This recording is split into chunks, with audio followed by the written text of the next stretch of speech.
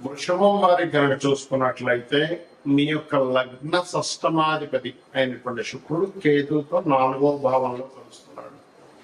ఈ చతుర్థ భావం అనేటువంటిది ఎటువంటి ఫలితాలు ఇస్తుంది, ఏ విషయాల పట్ల మీరు జాగ్రత్త వహించాలి, ఏ దేవత ఆరాధన చేయాలి అనేటువంటి అంశాలు చెప్తుంది. నేనైనప్పటికీ చెప్పిస్తుంది సాక్షాత్ లలిత అమ్మవారిగా భావిస్తూ, ఇక్కడ చతుర్థ స్థానం అంటే వాహనము గృహము, అంటే వాహనం తీసుకుంటున్నామా, ఒక గృహం కట్టుకుంటున్నామా, లేకపోతే ఒక ఫ్యాషన్ రిలేటెడ్ సంబంధించినటువంటిది ఏదైనా కోర్స్ చేస్తున్నామా.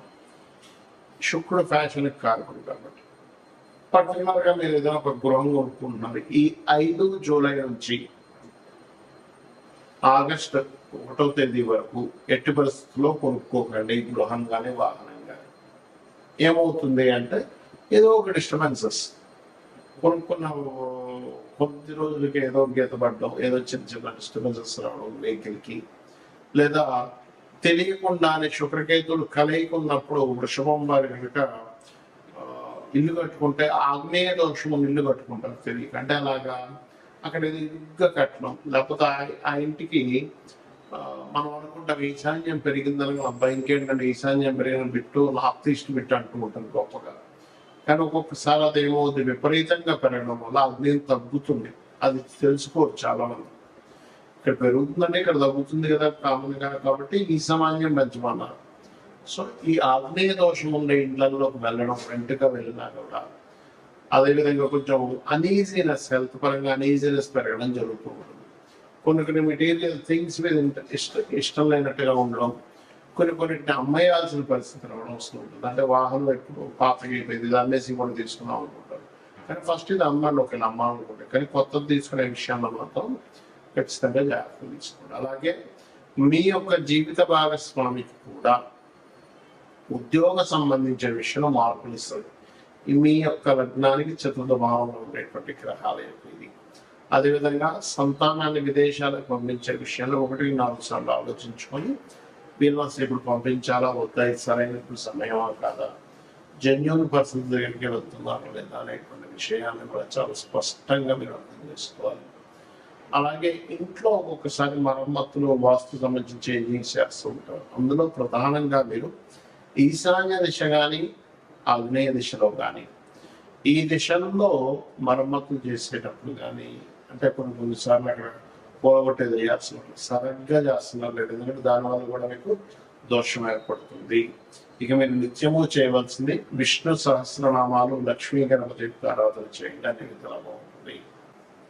ఈ శుక్రకేతువుల యొక్క కలయిక కనుక మీ జన్మజాతకంలో ఎక్కడుంటే ఎలాంటి ఫలితాలు ఉంటాయి అనేటువంటి ఉంటుంది. అయితే ఇక్కడ మీరు అర్థం చేసుకోవాల్సింది ఏంటంటే, పాయింట్ నెంబర్ 1, శుక్రుడు కేతు క్లోజ్ కంజంక్షన్ లో ఉన్నారా, దూరంగా ఉన్నారా. అంటే ప్రతి రాశికి 1 నుంచి 30 డిగ్రీలు ఉంటాయి. ఇది ఎక్కడో 30 డిగ్రీల్లో, ఇది ఎక్కడో 1 డిగ్రీలో ఉంటే దాన్ని కంజంక్షన్ గుర్తుపెట్టుకోండి. దాని మీద కంజంక్షన్ గా తీసుకోండి. కనీసం 10 డిగ్రీల లోపలైనా ఉండాలి, లేకపోతే ఒకే ఏక నక్షత్రంలో ఉండాలి. అంటే అలాగా మీకు అశ్విని నక్షత్రం ఉంది ఉదాహరణకి, 13.20 డిగ్రీల అశ్విని నక్షత్రం ఒకే నక్షత్రంలో ఉన్నా కొంత ఎఫెక్ట్ ఉంటుంది. కానీ మీకు డిఫరెంట్ నక్షత్రాలు ఉన్నప్పుడు దాని ప్రభావం తగ్గుతుంది, గుర్తుపెట్టుకోవాలి. రైట్. అయితే ఇక్కడ మీకు ఎప్పుడైనా సరే శుక్రకేతులు ఉంది అనగానే వెంటనే వాళ్ళ ధనహీనత వస్తుంది, లేకపోతే వెంటనే వాళ్ళకి వివాహం అవ్వదు, స్పర్మ్ కౌంట్ తక్కువ ఉంటుంది, లేకపోతే స్త్రీలతో గొడవలు అవుతాయి, ఇలా వెంటనే డెసిషన్ తీసుకోకూడదు. ఎందుకు అంటే మీకు శుక్ర మహాదశ కానీ కేతువు యొక్క మహాదశ కానీ జీవితంలో రానప్పుడు, లేనప్పుడు ఆ యొక్క నెగిటివ్ ఫలితాలు రావు, గుర్తుపెట్టుకోండి. ఎప్పుడు జరుగుతుంది అంటే, ఉదాహరణకి అశ్విని భరణి దాటేశారు అంటే కృత్తిక నుంచి స్టార్ట్ అవుతాయి నక్షత్రాలు. మళ్ళీ ఆ నక్షత్రాలు పుట్టినా, లేకపోతే మకా పుబ్బ కాకుండా, లేకపోతే మూల పూర్వాషాఢ కాకుండా పుడితే అప్పుడు మీకు అది ఆ దశలు రావాల్సింది. ఎప్పుడో 90 ఏళ్ళకి వస్తుంది. అప్పుడు 90 ఏళ్ళకి 100 ఏళ్ళకి వచ్చేటువంటి ఆ యొక్క మహాదశ వల్ల మీకు పెద్దగా ఎఫెక్ట్ అనేటువంటిది ఉండదు, గుర్తుపెట్టుకోండి. కాబట్టి ఈ యొక్క విషయం చూసుకోవాలి. సరే, క్లోజ్ కంజంక్షన్ లో ఉందండి, మాకు ఆ మహాదశలు కూడా వచ్చాయి, ఏమిటి పరిస్థితి? ఇక్కడ మీకు లగ్నం నుంచి 12 భావాల్లో క్లోజ్ కంజంక్షన్ లో ఉంటే ఈ ఫలితం వస్తుంది, ఆ మహాదశ అంతర్దశలు వస్తాయి. లగ్నంలోనే ఉందనుకోండి, అప్పుడు మనిషి తెలియని ఒక విరక్తి భావంలో అసలు లైఫ్ వెళ్తూ ఉంటుంది. అంటే ఏంటి? పెద్దగా దేని మీద ఇంట్రెస్ట్ లేకపోవడం. ఎందుకంటే శుక్రుడు అంటే భోగాలు, కేతు అంటే కటింగ్. భోగాల మీద పెద్దగా ఆసక్తి లేనటువంటి జీవితాన్ని గడుపుతూ ఉంటాడు. కాకపోతే అతను అదే జీవుడు కనుక లక్ష్మీ గణపతి ఆరాధన, అమ్మవారి యొక్క ఆరాధన కనుక చేస్తూ ఉంటే ఖచ్చితంగా బాగుంటుంది. అవన్నీ కూడా తొలగిపోతాయి. అదేవిధంగా 2వ స్థానంలో ఉంది కాంబినేషన్, అంటే శుక్రుడు కేతు కలయిక 2లో ఉందనుకోండి, క్లోజ్ కంజంక్షన్ లో మీకు ఆ మహాదశలు అంతర్దశలు నడవాలి. అయితే ఇక్కడ మహాదశ ఎప్పుడో ఉన్నా, లేదా మహాదశలు అంతర్దశలు అయిపోయినప్పుడు దీని ఫలితం పెద్దగా రాదు. ఉన్నప్పుడు మీకు ధనస్థానంలో ఉంది కాబట్టి ధన విషయంలో ఆ యొక్క పర్టికులర్ ఇయర్స్ లో, ఆ యొక్క సమయాల్లో ధనం ఎవరికైనా ఇచ్చేటప్పుడు కానీ తీసుకునేటప్పుడు కానీ చాలా జాగ్రత్తగా ఉండాలి. కుటుంబ సభ్యులలో స్త్రీలతో కొద్దిగా జాగ్రత్తగా వహించాలంటే వాళ్ళతో మాట్లాడేటప్పుడు ఏదైనా సరే కాస్త ఈ యొక్క విషయాల పట్ల జాగ్రత్త వహించాలి.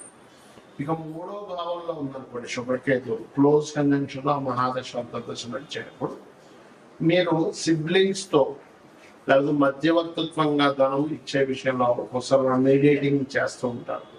అటువంటి విషయాల పట్ల ఇబ్బంది వస్తుంది, గుర్తుపెట్టుకోండి. అలాగే 4వ భావంలో ఉంది, ఆ సమయంలో మీరు వాహనం కానీ గృహం కానీ కొనుక్కోకూడదు, మీ పేరు మీద కొనకూడదు.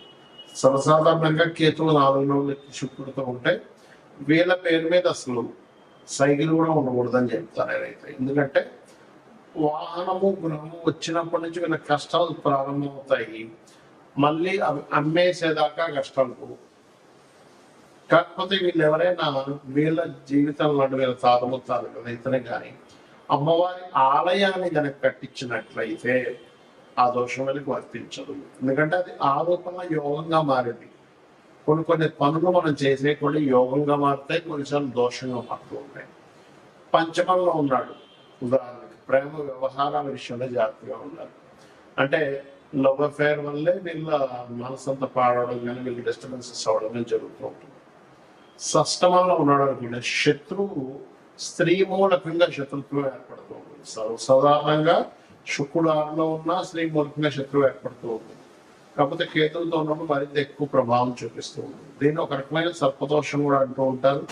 దీనికి మీరు మన రావి చెట్టు కింద ఉండేటువంటి శుక్రకేతు గ్రహాల దగ్గర, అంటే శుక్రకేతు గ్రహాల దగ్గర దీపారాధన, రావి చెట్టు కింద ఉండేటువంటి సర్పాలకి పసుపు కుంకుమ గంధం కలిపిన వాటనే కలిపి వేయడం కూడా మంచిది.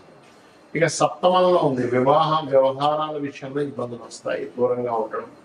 సమ్ టైమ్స్ ఒక్కోసారి ఏమవుతుందంటే సప్తమాధిపతి బాగున్నాడు అనుకున్నప్పుడు దూరంగా ఉండడం, లేదా విదేశాలు వెళ్ళడం, లేదా అమ్మాయి కింద విదేశీ ఛాన్సెస్ రావడం, ఇలా ఎడబాటు ఉంటుంది. అష్టమంలో అనుకున్నట్లయితే శుక్రకేతువులు తాతగారి ఆస్తి విషయంలో ఇబ్బందులు ఉంటాయి, తాతగారి ఆస్తిని తీసుకోకూడదు. భాగ్యంలో ఉంటే తండ్రి గారి నుంచి భక్తి మార్గంలో వెళ్ళడం జరుగుతూ ఉంటుంది, లేదా తండ్రి గారితో అప్పుడప్పుడు ఎడబాటు ఉండడం జరుగుతుంది, లేదా తండ్రి గారికి కొన్ని మ్యాటల్ ఇష్యూస్ జరిగి ఉంటాయి, ఇలాంటివి జరుగుతూ ఉంటాయి. దశమంలో ఉంటే చేసే ఉద్యోగంలోనే ఏదైనా శ్రీమూర్తితో ఇబ్బంది రావడము, ఏకాదశంలో ఉంటే కొంత ఫ్యాషన్ రిలేటెడ్ సంబంధించిన వ్యాపారాల వల్ల ఇబ్బంది రావడము, 12వ స్థానంలో ఉంటే తండ్రి గారి ఆస్తి తీసుకోకూడదు. ఇక్కడ అష్టమంలో ఉండే తండ్రి గారి ఆస్తి, 12లో ఉంటే తండ్రి గారి ఆస్తి విషయంలో దోషం ఉండడం, లేదా ఆగ్నేయ దోషాలు ఉండవు. సర్వసాధారణంగా వాస్తుపరంగా కూడా చూసుకుంటే ఆగ్నేయ సంబంధించిన దోషాలు ఉంటాయి.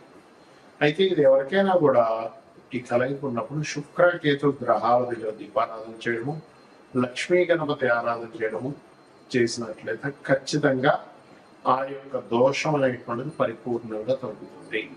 శ్రీమాత్రే.